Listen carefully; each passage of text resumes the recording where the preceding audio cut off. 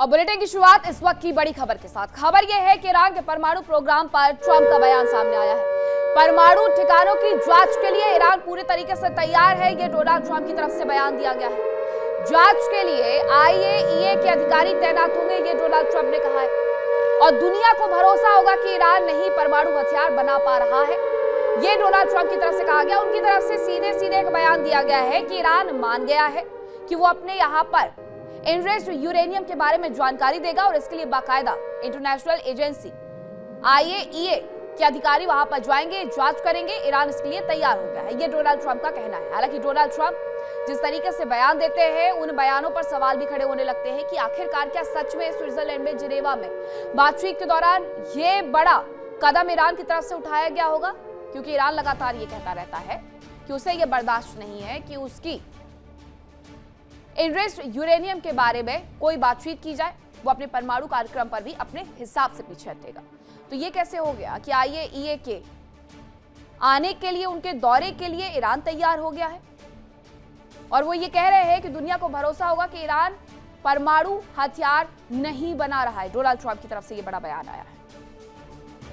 वही इस पूरे बयान पर ईरान भी प्रतिक्रिया देते हुए नजर आ रहा है और वो इस पूरे बयान को खारिज भी कर रहा है।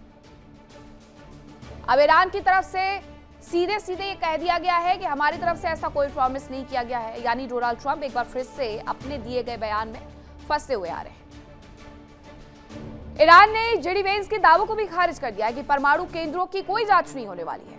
केंद्रों की जांच के लिए हमने कोई इजाजत नहीं दी है। ईरान ने सीधे सीधे इस बात को कह दिया है।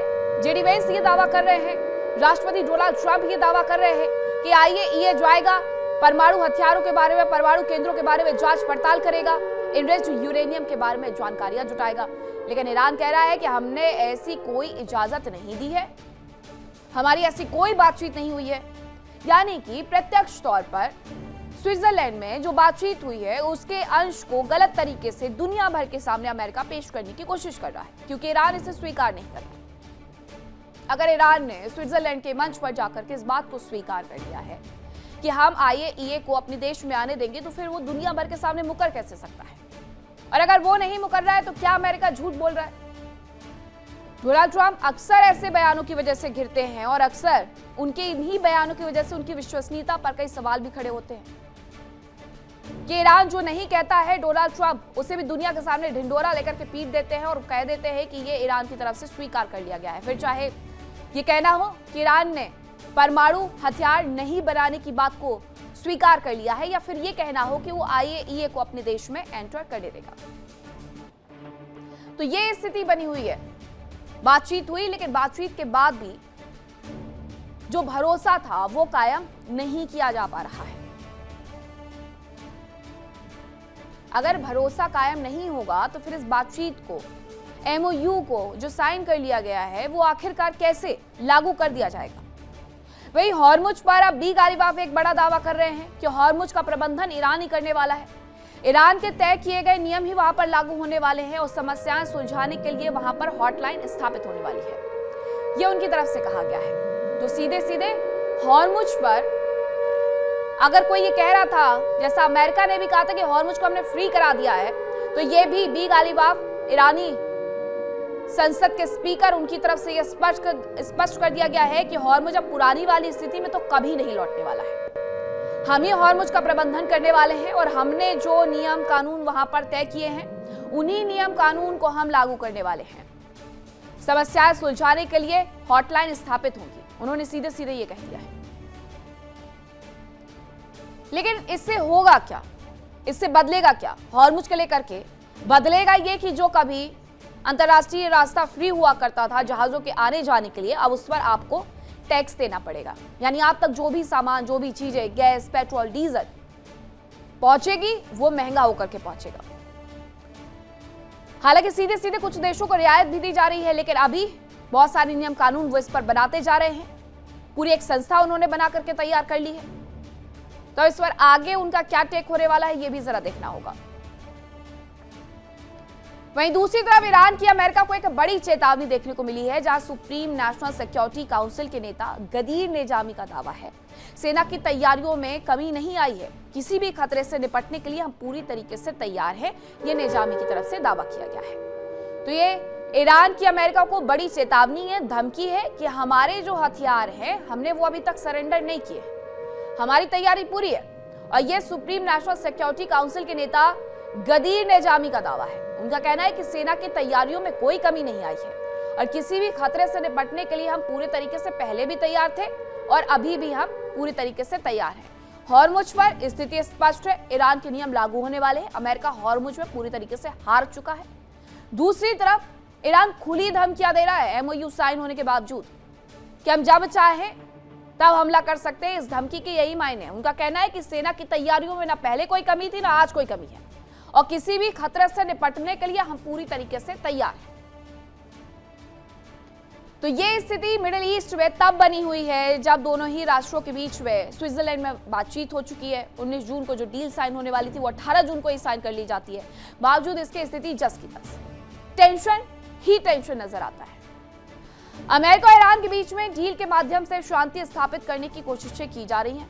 स्विट्जरलैंड में पहले दौर की बातचीत हुई, माहौल तनावपूर्ण रहा। ईरानी प्रतिनिधि मंडल लौट भी गया, लेकिन अब जानकारी यह है कि अमेरिका और ईरान के बीच में डील में दरार पैदा हो रही है।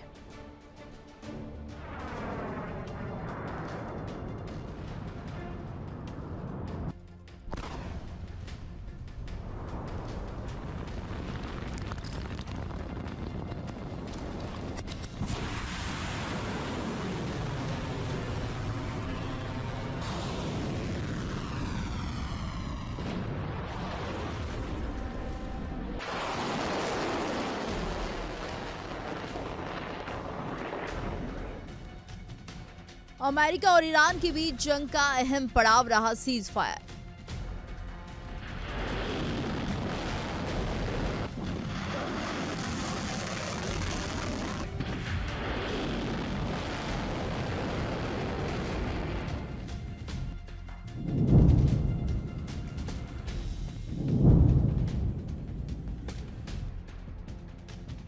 हालांकि अमेरिका ने खुद ही सीज फायर का ऐलान किया था, लेकिन उसका पालन ईरान ने भी किया। दोनों पक्षों के बीच समझौते की कोशिशें हुई, मध्यस्थ देश लगातार प्रयास करते रहे और आखिरकार एक समझौता अस्तित्व में आया।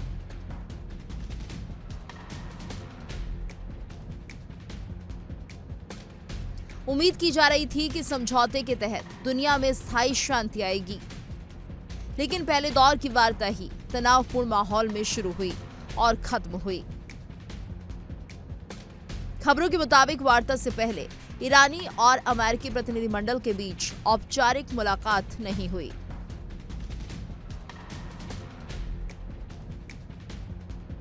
बैठक के पहले मध्यस्थता कर रहे पाकिस्तान के प्रधानमंत्री शहबाज शरीफ कुछ परेशान दिखे। उधर अमेरिकी उपराष्ट्रपति जेडी वेंस भी स्वागत के लिए तड़पते दिखे। हद तो ये हो गई कि मध्यस्थ कर रहे कतर के प्रतिनिधि ने वेंस के ठीक बगल में खड़े शहबाज शरीफ और आसिम मुनीर से मुलाकात की, लेकिन वेंस से कोई औपचारिक मुलाकात नहीं की। पहले दौर की वार्ता के बाद से ही समझौते में दरार दिखाई देने लगी। उपराष्ट्रपति जेडी वेंस ने दावा किया कि ईरान अपने परमाणु संयंत्रों के निरीक्षण की इजाजत देने को तैयार हो गया है।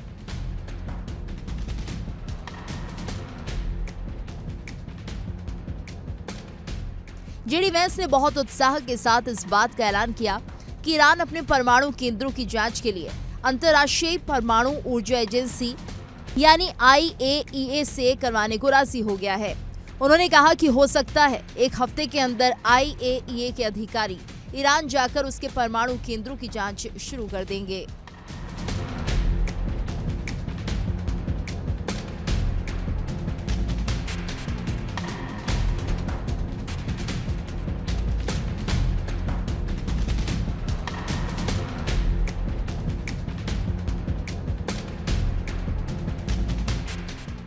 वेंस ने कहा कि IAEA इंस्पेक्टर्स की वापसी से ईरान के परमाणु कार्यक्रम की अंतर्राष्ट्रीय निगरानी फिर से शुरू करने में मदद मिलेगी और इससे वॉशिंगटन और तेहरान के बीच एक बड़े समझौते का रास्ता भी खुल सकता है।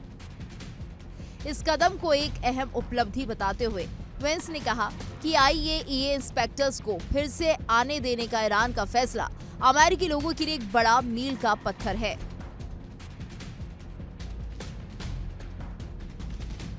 वेंस ने जैसे ही अपनी जीत का डंका बजाने का प्रयास किया तो ईरान का भी जवाब आ गया। ईरान ने साफ तौर पर अमेरिका के दावों की हवा निकालते हुए ऐसी कोई भी इजाजत दिए जाने से साफ इनकार कर दिया। ईरान के विदेश मंत्रालय के प्रवक्ता इस्माइल बघाई ने कहा कि परमाणु केंद्रों की जांच के लिए कोई नया वादा नहीं किया गया है।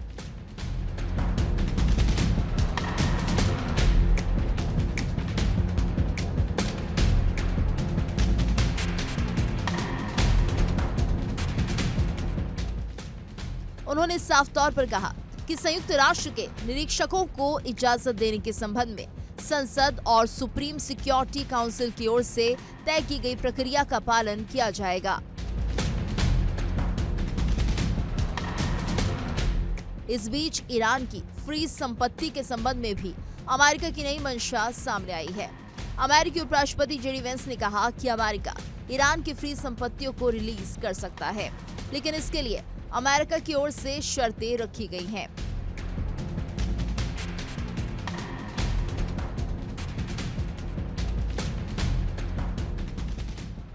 जेडी वेंस ने कहा कि अगर ईरान अमेरिकी सोया, मक्का और गेहूं खरीदता है तो उसकी जब्त संपत्तियों को रिलीज किया जा सकता है। अमेरिकी प्रशासन ने पिछले कई सालों से ईरान के अरबों डॉलर को दुनिया भर में जब्त कर रखा है। जेडी वेंस ने कहा कि अगर ईरान की सरकार को कोई पैसा जारी किया जाता है तो उसका इस्तेमाल अमेरिकी अर्थव्यवस्था को मजबूत करने और अमेरिकी किसानों को अमीर बनाने में किया जाएगा। देखिए इंडिया डेली 24/7 अब आपके स्मार्ट टीवी पर। इंडिया डेली मौजूद है सभी डिजिटल प्लेटफॉर्म पर लाइव और लगातार।